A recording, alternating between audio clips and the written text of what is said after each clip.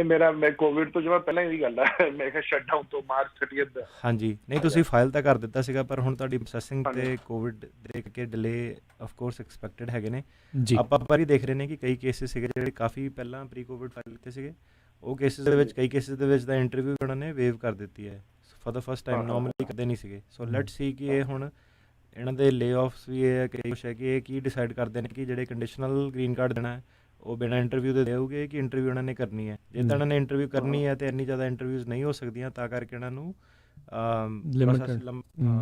Limited ਹੋਣਗੀਆਂ। ਸੋ ਹੌਲੀ ਹੌਲੀ ਜਿਹੜੇ ਉਹ ਅੱਗੇ ਵੱਧ ਸਕਦਾ। ਥੈਂਕ ਯੂ ਤੁਹਾਡੇ ਸਵਾਲ ਦੇ ਲਈ। ਬਾਕੀ ਇਹ ਵੀ ਜਿੱਦਾਂ ਆਪਾਂ ਪਹਿਲਾਂ ਵੀ ਚਰਚਾ ਕੀਤੀ, ਜੇ ਫਰਲੋ ਹੁੰਦੀਆਂ ਤਾਂ ਫਿਰ ਕਾਫੀ ਜ਼ਿਆਦਾ ਹੋਰ ਘੱਟ ਜਾਣੀ ਹੈ ਪ੍ਰੋਸੈਸਿੰਗ ਆਟੋਮੈਟਿਕਲੀ, ਕਿਉਂਕਿ 2/3 ਵਰਕਫੋਰਸ ਦਾ ਫਰਲੋ ਹੋਣਾ ਜੀ। ਦੈਟਸ ਅ ਲੋਟ ਜੀ। 60% ਲੋਕ 60% ਜਿਹੜੇ ਆ ਉਹ ਉਹਨਾਂ ਨੇ ਕਰ ਦੇਣੇ ਆ ਵੀ ਚਲੋ ਅਜੇ ਘਰੇ ਰਹੋ ਤੁਸੀਂ ਜੀ। ਅਗਲੇ ਕਾਲਰ ਨੇ ਜਸਵਿੰਦਰ ਸਿੰਘ। ਸਤਿ ਸ਼੍ਰੀ ਅਕਾਲ ਜੀ। ਸਤਿ ਸ਼੍ਰੀ ਅਕਾਲ ਜੀ। ਹਾਂਜੀ ਸਤਿ ਸ਼੍ਰੀ ਅਕਾਲ।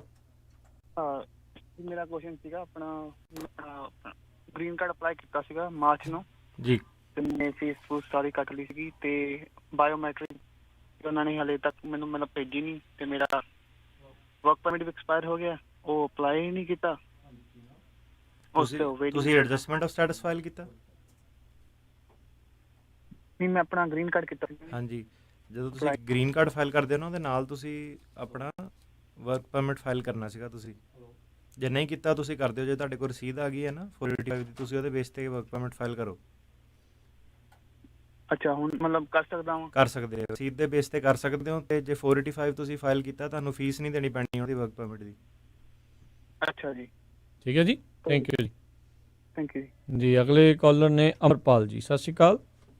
ਹਾਂਜੀ, ਸਤਿ ਸ਼੍ਰੀ ਅਕਾਲ ਜੀ ਦੋਨਾਂ ਵੀਰਾਂ ਨੂੰ। ਸਤਿ ਸ਼੍ਰੀ ਅਕਾਲ ਜੀ। ਹਾਂਜੀ, ਅੱਛਾ ਮੇਰਾ ਚੌੜਾ ਸਵਾਲ ਸੀ ਦੋ। ਇੱਕ ਤਾਂ ਪਹਿਲਾਂ ਵੀ ਕਿ ਜਿਹੜਾ ਪਰਮਾਨੈਂਟ ਰੈਜ਼ੀਡੈਂਟ ਇੱਥੇ ਦਾ 10 ਸਾਲ ਦੇ ਗ੍ਰੀਨ ਕਾਰਡ ਤੇ ਆਇਆ ਹੋਵੇ ਤੇ ਜੇ ਉਹ ਕੋਈ ਬੈਨੀਫਿਟ ਲੈਂਦਾ ਮੈਡੀਕਲ ਦੇ ਤਾਂ ਕੀ ਉਸ ਵੇਲੇ ਇਫੈਕਟ ਕਰੂਗੇ ਉਸ ਤੇ? ਇਹਨਾਂ ਨੇ ਅਜੇ ਅੱਜ ਦੇ ਲਾਅ ਦੇ ਅਕੋਰਡਿੰਗ ਨਹੀਂ ਕਰੂਗਾ। ਓਕੇ ਜੀ। ਉੱਦਾਂ ਸੀਗਾ ਵੀ ਕਿ ਨਿਊਯਾਰਕ ਦਾ ਇਹਨਾਂ ਦਾ ਲਾਅ ਆ, ਮੈਂ ਕਿ ਨਿਊਯਾਰਕ 'ਚ ਰਹਿਣਾ, ਕਿਉਂਕਿ ਇੱਥੇ ਜਿਹੜੀ ਅਸੀਂ ਇੰਸ਼ੋਰੈਂਸ ਲੈਂਦੇ ਨਾ ਵੀ ਉਹ ਜੇ 18,000 ਤੋਂ ਸਲੈਬ ਥੱਲੇ ਆ ਤਾਂ ਉਹ ਕਹਿੰਦੇ ਵੀ ਕਿ ਐਸੈਂਸ਼ੀਅਲ ਪਲਾਨਸ ਦੇ ਵਿੱਚ ਆਉਂਦੀ ਆ, ਮੈਡੀਕੇਡ ਨਹੀਂ ਹੈਗੀ, ਤੇ ਇਸ ਕਰਕੇ ਤੁਹਾਡੇ ਇੱਥੇ ਬੈਨੀਫਿਟ ਤੇ ਨਹੀਂ ਇਫੈਕਟ ਕਰੂਗੀ, ਇਹ ਨਹੀਂ ਆਉਂਦੀ। ਇਸ ਬਾਰੇ ਤੁਹਾਨੂੰ ਕੋਈ ਨੌਲੇਜ ਹੈ ਇਸ ਬਾਰੇ? ਜਦੋਂ ਉਹਨੇ ਕਿਹਾ ਕਿ ਜਿਹੜਾ ਪਬਲਿਕ ਬੈਨੀਫਿਟਸ ਨੇ, ਜਿਹੜਾ ਪਰਮਾਨੈਂਟ ਰੈਜ਼ੀਡੈਂਟ ਹੈ ਬਾਹਰ ਨਹੀਂ ਗਿਆ, ਐਬਸੈਂਟ ਨਹੀਂ ਹੁੰਦਾ ਯੂਐਸ ਤੋਂ, ਉਹਨਾਂ 'ਤੇ ਜਿਹੜਾ ਪਬਲਿਕ ਚਾਰਜ ਦੇ ਬੈਨੀਫਿਟ ਸਿਟੀਜ਼ਨ ਨੂੰ ਇਫੈਕਟ ਨਹੀਂ ਕਰੂਗੇ। ਭਾਵੇਂ ਉਹ ਆਉਂਦੀ ਹੈ ਭਾਵੇਂ ਨਹੀਂ ਆਉਂਦੀ ਹੈ, ਫਰਕ ਨਹੀਂ ਪਊਗਾ। ਤੇ ਕੀ ਜਦੋਂ ਤੁਸੀਂ ਕਹਿੰਦੇ ਐਬਸੈਂਟ ਨਹੀਂ ਹੋਊਗਾ, ਕੀ ਕੋਈ ਡਿਊਰੇਸ਼ਨ ਹੁੰਦੀ ਹੈ ਵੀ ਇੰਨੇ ਚਿਰ ਦੇ 6 ਮਹੀਨੇ ਤੋਂ ਵੱਧ ਜੇ ਕੋਈ ਬਾਹਰ ਆ ਕੇ ਨਹੀਂ ਰਹਿੰਦਾ? ਤੇ ਨਾਲੇ ਇਹ ਨਹੀਂ ਕਿ ਇਸੇ ਸਟੇਟ ਲਾਅ ਆ ਨਿਊਯਾਰਕ ਦਾ ਜਿਹੜਾ ਇਹਨਾਂ ਨੇ ਦੱਸਿਆ ਤੇ ਉਹ ਫੈਡਰਲ ਲਾਅ ਆ, ਸੋ ਦੋਨੋਂ ਡਿਫਰੈਂਟ ਰਹਿਣਗੇ ਓਬਵੀਅਸਲੀ ਕਿ ਨਹੀਂ? ਨਹੀਂ, ਇਹ ਗੱਲ ਕਰ ਰਹੇ ਨੇ ਕਿ ਸਰਟਨ ਬੈਨੀਫਿਟਸ ਤਾਂ ਸਾਰੇ ਸਟੇਟ ਬੈਨੀਫਿਟ ਹੀ ਹੈ ਨਾ ਮੈਡੀਕੇਅਰ ਦੇ। ਓਕੇ, ਜਿਹੜੇ ਉਹ ਮਿਲਦੇ ਫੈਡਰਲ ਦੇ ਥਰੂ ਆਉਂਦੇ ਉਧਰੋਂ ਆ ਮਨੀ ਪਰ ਡਿਸਟ੍ਰੀਬਿਊਟ ਸਟੇਟ ਵਾਈਡ ਹੁੰਦੇ। ਹਾਂਜੀ, ਇਹ ਪੁੱਛ ਰਹੇ ਨੇ ਕਿ ਉਹ ਕਲਾਸੀਫਾਈ ਹੋਊਗਾ ਤੇ ਥੱਲੇ ਕਿ ਨਹੀਂ। ਮੈਂ ਇਹਨਾਂ ਨੂੰ ਇਹ ਜਵਾਬ ਦੇ ਰਿਹਾ ਕਿ ਇਟ ਡਜ਼ ਨਾਟ ਮੈਟਰ। ਜੀ। ਤੇ ਅਗਲੇ ਕਾਲਰ ਨੇ ਸੋਹਨ ਸਿੰਘ ਜੀ। ਸਤਿ ਸ਼੍ਰੀ ਅਕਾਲ ਸੋਹਨ ਸਿੰਘ ਜੀ।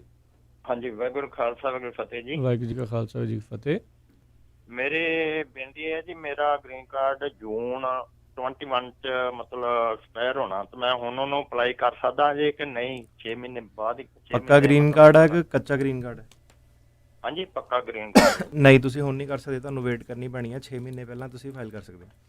ਠੀਕ, ਮਿਹਰਬਾਨੀ। ਥੈਂਕ ਯੂ ਜੀ। ਅਗਲੇ ਕਾਲਰ ਨੇ ਜੈਸਮੀਨ ਕੌਰ। ਸਤਿ ਸ਼੍ਰੀ ਅਕਾਲ। ਸਤਿ ਸ਼੍ਰੀ ਅਕਾਲ ਜੀ। ਸਤਿ ਸ਼੍ਰੀ ਅਕਾਲ।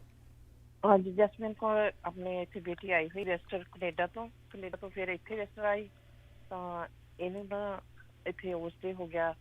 ਹਾਂਜੀ, ਕੋਈ ਪ੍ਰੋਬਲਮ ਨਹੀਂ। ਤੁਸੀਂ ਇੰਡੀਆ